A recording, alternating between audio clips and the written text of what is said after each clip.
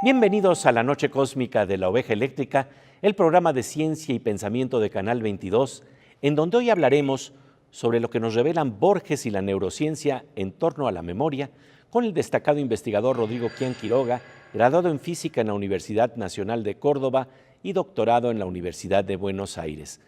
Su enfoque se centra en la neurofisiología y la cognición. Quián Quiroga descubrió lo que denominó neuronas de concepto, las neuronas que más que memorizar nos permiten entender. De ahí su importancia en la educación. En el marco de la ALEF, el Festival de Ciencia y Arte de la UNAM, en alianza generosa con TV UNAM, conversamos con Quián Quiroga justamente sobre otra de sus pasiones, la literatura de Borges y sobre lo que le enseñó sobre la memoria en sus estudios de neurociencia.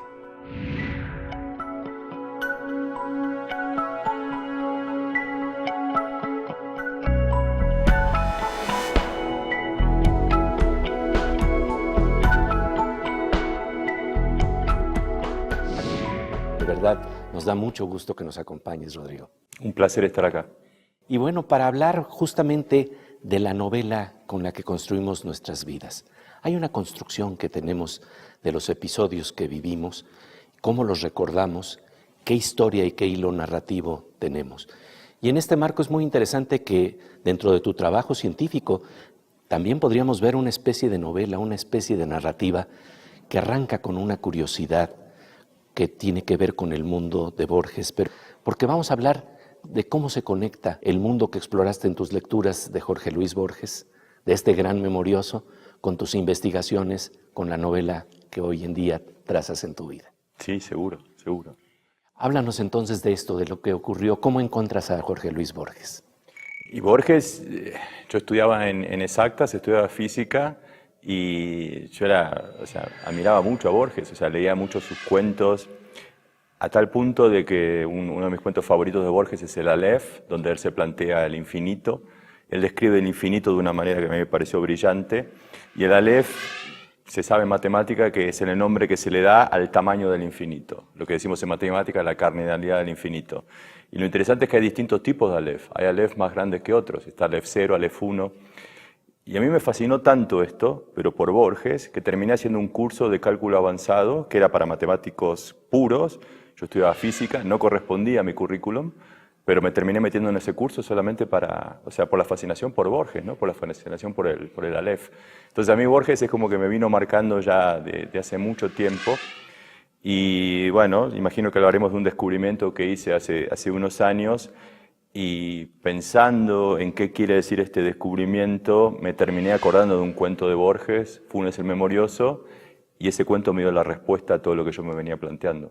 Hablemos justamente de eso, del problema de Funes el Memorioso y de la inteligencia artificial, que es una investigación que te ha interesado también, el entender cómo el cerebro procesa la información, cómo recordamos, cuál es el proceso de la memoria y cuál es la diferencia entre una computadora, entre Funes y Funes el Memorioso, ¿no? Borges en Funes el Memorioso plantea algo que a mí me pareció brillante como idea, que es cómo sería la cabeza de una persona que no olvida absolutamente nada. Entonces la idea de Funes el Memorioso es un tipo que a partir de un momento dado se pegó un golpe en la cabeza y recobra el conocimiento recordándolo absolutamente todo. Entonces vos decís, qué locura, y Borges lo empieza a describir. Y uno en principio dice intuitivamente que bueno sería recordar más, de hecho recordarlo todo, porque todo lo que aprendí en el colegio, todo lo que aprendí en la universidad, todo lo que aprendí de todos los libros que leí, sería fabuloso poder tenerlo al acceso, ¿no? O sea, de que yo pudiera acceder a todos los libros que leí en mi vida. Sin embargo, Borges empieza a plantear situaciones que nos hacen dudar. Y ahí está la genialidad de Borges. Porque Borges dice que este buen hombre, Funes, no solo recordaba todas las hojas y todos los árboles todas las hojas y todas las ramas de un árbol, sino que recordaba cómo se veía el árbol cada vez que lo vio. Y entonces ahí uno empieza a decir, bueno, pero yo no quisiera acordarme de eso realmente, es demasiada información. Y Borges, por ejemplo, dice que Funes un día quiso recapitular un día de su vida y le llevó un día entero. Entonces, de a poquito Borges nos va llevando a la idea de que recordarlo todo no es tan bueno como en apariencia parece. Y Borges termina concluyendo de que recordarlo todo justamente, que por el hecho de recordarlo todo, Funes no podía pensar, porque no era capaz de abstraer. Y Borges dice que abstraer es justamente olvidar diferencias, olvidar detalles, quedarse con lo esencial, que esa es la base del pensamiento. Bueno, eso es justamente lo que yo creo caracteriza la memoria humana, en parte la inteligencia humana, y eso es lo que carecen las computadoras. Porque una computadora puede almacenar una película de principio a fin, la puede reproducir, pero la computadora no entiende el argumento de la película.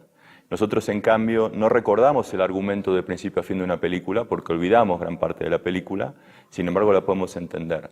Entonces ahí viene la gran diferencia. La diferencia es que el cerebro humano, más que recordar, busca entender, mientras que la computadora tiene un recuerdo y un almacenamiento de la información totalmente fidedigno, pero que va en contra de lo que es el pensamiento, al menos el pensamiento humano.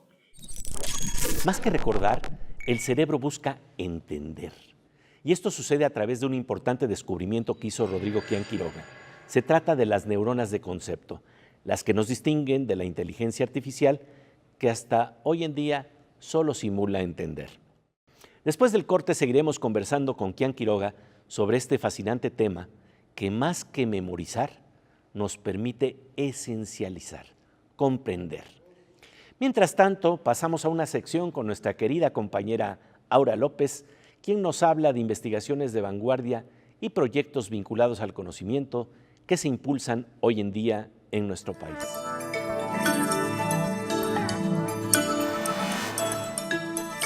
Querida Aura, como siempre, un gusto encontrarnos aquí en La Oveja Eléctrica. Gracias, Pepe. Oye, fíjate que se dice que la información tiene poder organizativo, pero realmente compartir información es lo que tiene poder organizativo. Y esto hoy se hace con supercomputadoras, ¿no? Así es, el supercómputo puede beneficiar directamente a la sociedad en muchas áreas, desde la investigación médica, la protección del ambiente, la simulación de terremotos y seguridad estructural, hasta la optimización de tráfico y transporte, la predicción del clima y desastres naturales, así como modelos de inteligencia artificial.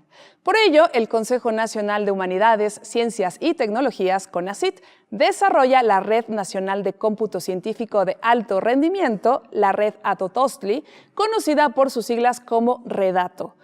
¿Cuál es su objetivo? El integrar las infraestructuras de supercómputo más potentes del país para resolver problemas nacionales que se han planteado en proyectos de investigación y que requieren grandes capacidades de procesamiento y almacenamiento de información.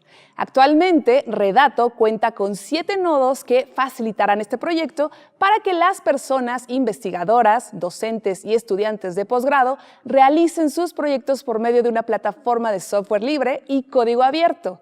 Las instituciones que participan en este esfuerzo nacional son el Centro de Investigación e Innovación en Tecnologías de la Información y Comunicación, mejor conocido como Infotec, el CINVESTAV, que es el Centro de Investigación y de Estudios Avanzados del Instituto Politécnico Nacional, la Universidad Autónoma del Estado de México, la Universidad de Sonora, la Benemérita Universidad Autónoma de Puebla, el CICESE, que es el Centro de Investigación Científica y de Educación Superior de Ensenada, Baja California, y el Instituto Potosino de Investigación Científica y Tecnológica. Por supuesto, la invitación está abierta al resto de las instituciones. Fíjate que esto es muy importante porque es una forma de poner cada centro y cada instituto de investigación su granito de arena, que en este caso es su bit de arena. Estoy totalmente de acuerdo, Pepe. Bueno, como siempre, de verdad, querida Aura, te agradecemos tu presencia aquí en La Oveja Eléctrica. Gracias a ti, Pepe. Después de un parpadeo cósmico, volvemos a La Oveja Eléctrica, en donde estamos conversando con el destacado neurocientífico Rodrigo Quián Quiroga sobre la interesante historia de cómo descubrió que existían las neuronas de concepto, las neuronas que nos permiten entender.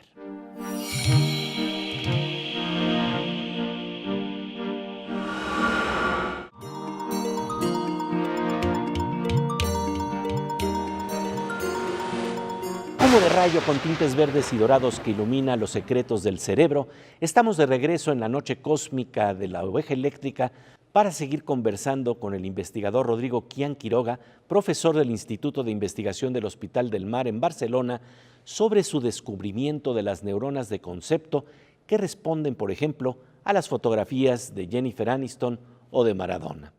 Son neuronas que identifican lo esencial de una historia, de un concepto, que nos sirven para entender más que para tratar de acordarnos de todo.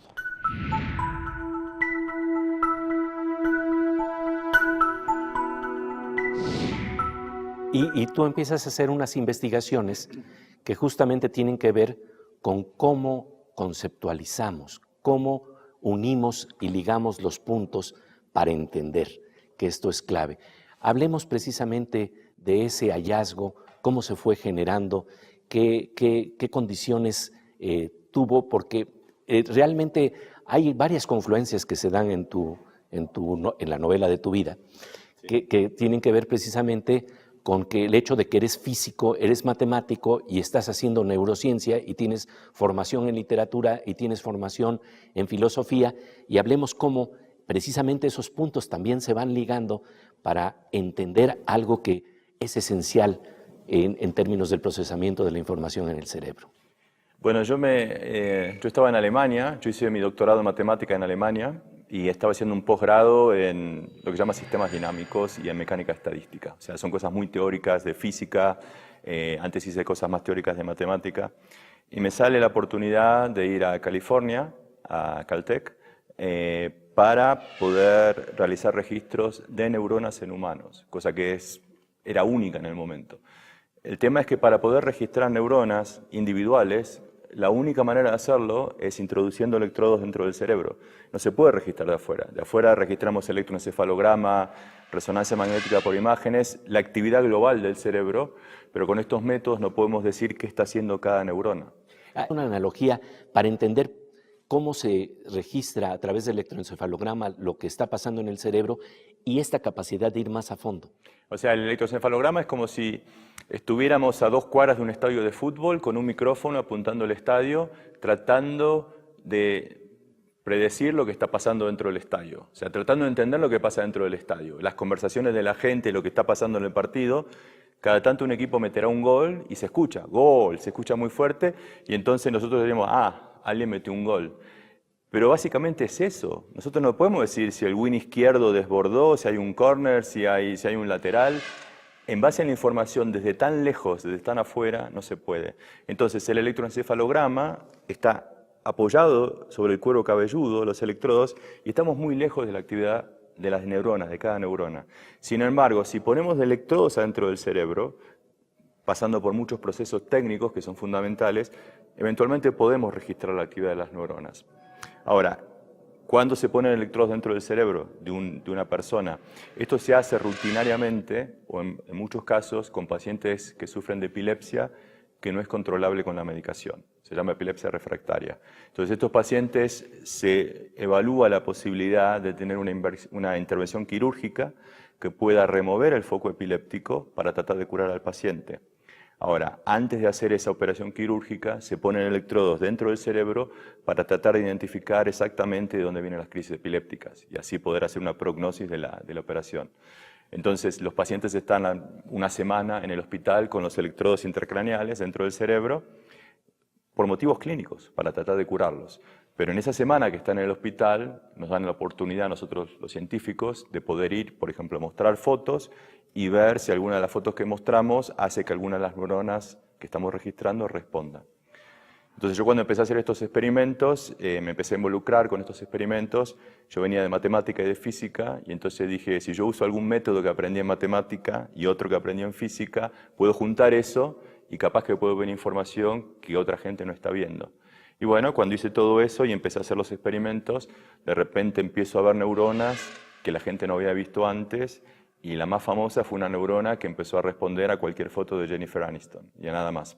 Entonces yo mostré distintas fotos de Jennifer Aniston y la neurona me respondía a todas las fotos que yo mostraba de Jennifer Aniston y a ninguna otra cosa.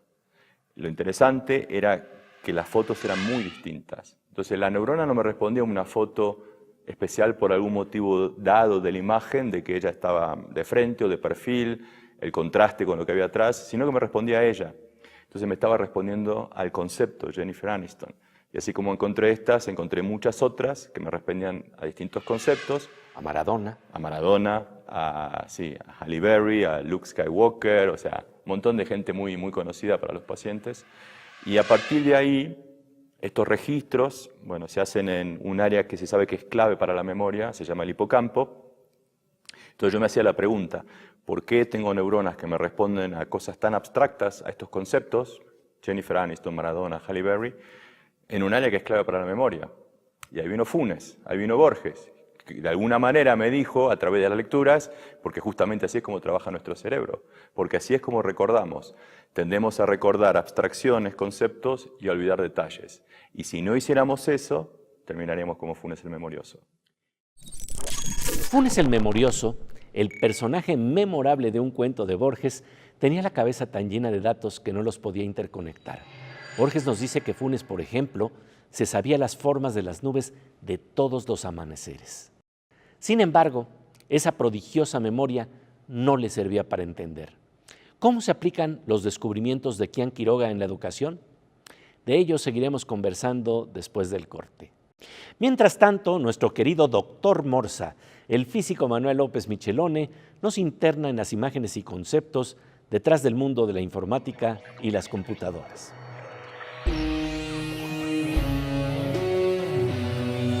Pues, querido Morsa, de verdad nos da mucho gusto encontrarnos aquí en Oveja Eléctrica. Gracias, Pepe.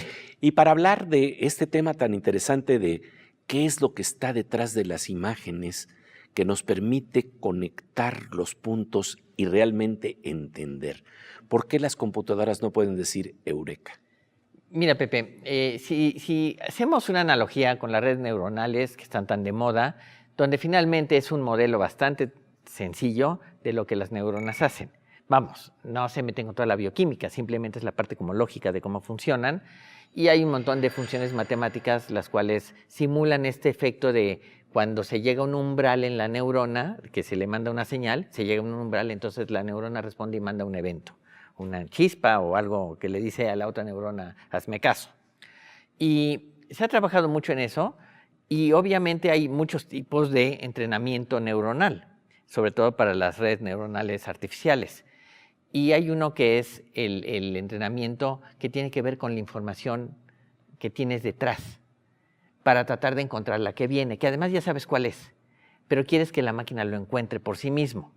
Puedes hacer una red neuronal que te diga cuál es el cambio de temperatura de grados centígrados a Fahrenheit. No importa, el cálculo es lo de menos, lo que importa es el concepto de cómo entiende eso. Y en realidad no hay tal fórmula dentro de la red neuronal. Se mueven una serie de disparos de eventos y los cuales eventualmente llegan a un valor y ese es el que dicen. Pero la máquina no sabe cómo correlacionar toda esa información. Ahí la tiene y la usa como las neuronas, pero por alguna razón no hay entendimiento. ¿Y por qué no hay entendimiento? Porque no puedes sacar conclusiones después de eso. Da el resultado y se acabó. Entonces, te voy a decir una frase. No hay nadie en casa. Ah, qué bonito. ¿Sí? Ahí están, pero no hay nadie en casa. Uy, es muy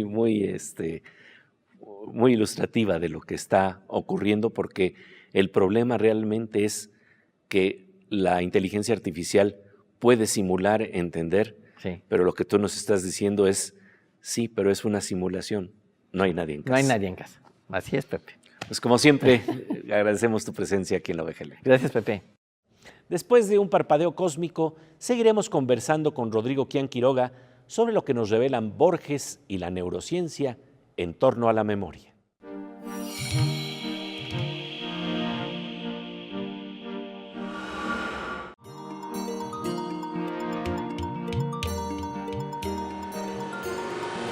Como de rayo con tintes verdes y dorados que ilumina rincones esenciales de la memoria, estamos de regreso en la noche cósmica de la oveja eléctrica para seguir conversando con el destacado neurocientífico Rodrigo Quián Quiroga, quien ha sido ganador de la beca Guggenheim y es autor de varios libros, entre ellos Borges y la memoria, y el más reciente titulado Cosas que nunca creeríais, de la ciencia ficción a la neurociencia. Su descubrimiento en torno a las neuronas de concepto nos invita a revisar nuestros modelos educativos basados en pura memorización, lo que comúnmente se conoce como machetear. Más bien, se trata de entender lo esencial para conectar los puntos de manera significativa. En ese proceso, la emoción juega un papel primordial en la memoria, como veremos en una interesante y divertida historia vinculada justamente con este programa de la oveja eléctrica.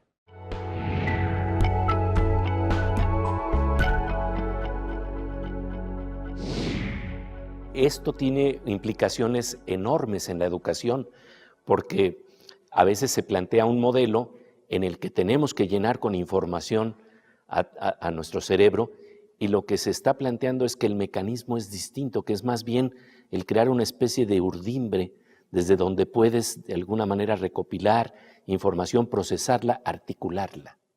Hay muchos problemas.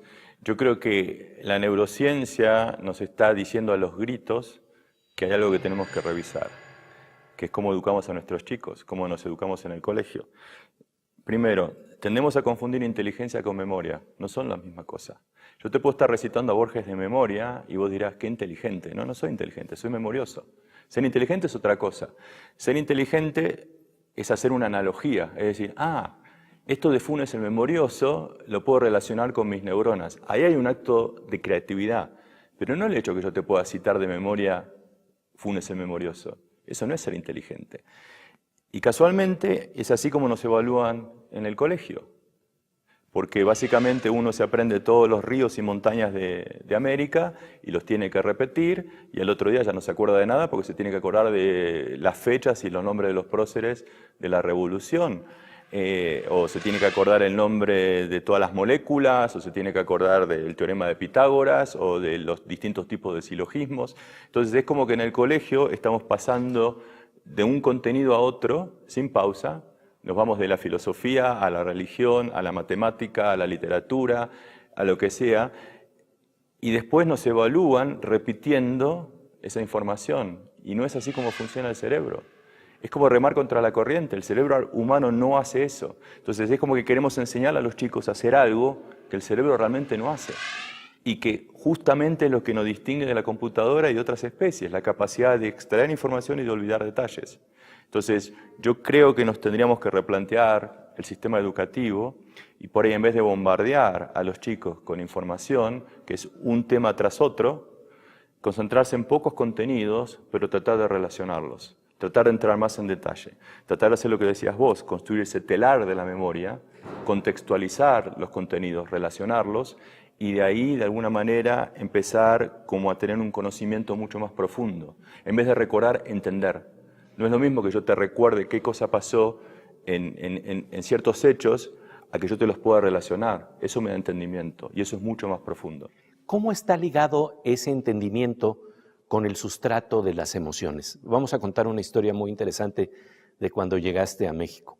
Resulta que yo estaba esperándote en el aeropuerto y los maleteros me reconocieron por hacer el programa de la oveja eléctrica, y entonces, curiosamente, la oveja eléctrica es una metáfora que está relacionada profundamente con lo que estamos platicando el día de hoy, y entonces les dije que venía a esperarte a un neurocientífico que se llama Rodrigo Quián Quiroga, y empezamos a hablar de las neuronas de concepto, y se empezó a hacer una discusión interesantísima con los maleteros, y cuando apareciste te hicieron una pregunta precisamente en ese sentido. Claro, yo lo quiero relatar desde mi punto de vista. Sí. Tengo un vuelo, o sea, estoy en Barcelona, vengo de Barcelona, es un vuelo bastante largo, creo que son 10 horas y media, 11 horas. Llego cansado, agarro mis valijas, se abrió la puerta para salir del aeropuerto y me viene un maletero y me pregunta por la neurona de Jennifer Aniston. Y digo, esto no me pasó nunca en mi vida. Y se arma como un grupo de los maleteros, o sea, eran como cinco o seis, y todos querían saber de esto de la neurona de Jennifer Aniston y de cómo recordamos. Y de hecho, uno me hizo una pregunta muy interesante. Me dice, ¿pero una persona ciega tendría esta capacidad de contextualizar o de abstraer? Yo digo, pero qué buena pregunta, pero tengo un jet lag que me muero, pero igual, voy a tratar de contestarles.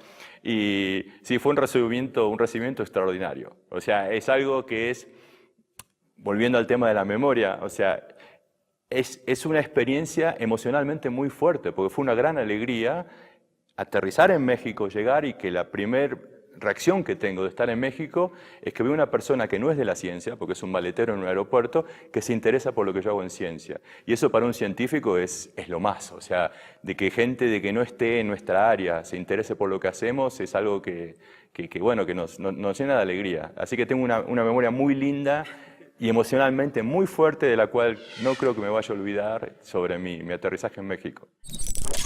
La emoción significativa se vuelve inolvidable. Fue de verdad hermoso ver cómo el conocimiento y la curiosidad se encendían en los ojos de los maleteros del aeropuerto, cuyas neuronas se abrían a nuevos conceptos sobre el cerebro, la memoria y la capacidad de entender. En el caso de Kian Quiroga, esa emoción fue despertada y estimulada por conceptos memorables de la audaz literatura de Jorge Luis Borges. En la próxima emisión de La Oveja Eléctrica les traeremos, gracias a la cooperación generosa entre TV UNAM y Canal 22, otros fragmentos de una larga charla que tuvimos con Rodrigo Kian Quiroga en el marco de la LEF, el Festival de Arte y Ciencia de la UNAM. No se la pierdan. Hablaremos del salto sorprendente de la ciencia ficción a la neurociencia. Y hablando de saltos, pasamos ahora a una sección de saltos cuánticos y cantos cuánticos con nuestro querido Fernando Rivera Calderón.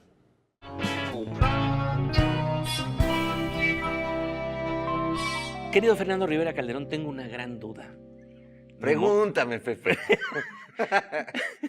¿Memorizar significa entender? Híjole, no sé. Vamos a aprendernos lo de memoria a ver si funciona. A ver si, ahora. Memorizar no significa entender. Memorizar no significa entender. Memorizar no significa entender. Memorizar no significa entender. Mas si tú no puedes entender que memorizar no significa entender, empieza por memorizar, que memorizar no significa entender. ¿Te la aprendiste, Pepe? Claro que sí. A ver, tú solito. No significa entender. Memorizar no significa entender.